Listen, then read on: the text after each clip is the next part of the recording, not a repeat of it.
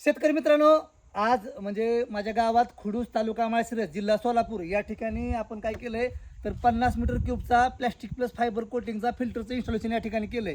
आता ह्या व्हिडिओ पाठीमागचा मुद्दा आहे की बरेच शेतकरी बांधव काय म्हणतात की प्लॅस्टिक प्लस फायबर कोटिंगचं फिल्टर का बसवावं.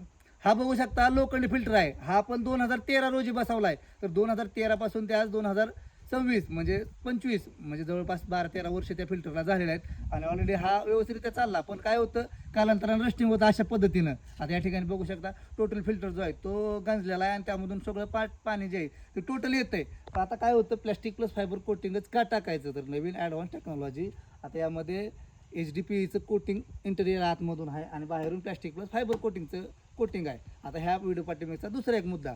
आता या ठिकाणी आपण काय केलंय तर 50 मीटर क्यूबचा फिल्टर बसवला आहे. याला 10 HP मोटर अटॅचमेंट करायचं आहे आणि त्याच्या जी फुड आहे ती डायरेक्ट आपण काय केलंय तर सेमी ऑटोमॅटिक डबल फिल्टर टाकलाय. काय होतं सेमी ऑटोमॅटिक फिल्टरची कॅपॅसिटी जी आहे ती तासाला 35,000 लिटरची असते आणि आपल्या 10 HP मोटर जी आहे ती तासाला 50,000 लिटर पाणी मारते. त्यामुळे काय होतं त्याच्यामध्ये पाणी बसत नाही. त्यामुळे आपण 2 फिल्टर बसवलेत म्हणजे पाणी जे आहे ते डायव्हर्ट होऊन पुढे जाते आणि त्याच्या पुढे आपण काय केलं जे आपले असेंब्ली जे आहे त्या असेंब्ली आपण या ठिकाणी व्यवस्थितरित्या अशा पद्धतीने 4 आउटलेटची असेंब्ली या ठिकाणी काढली.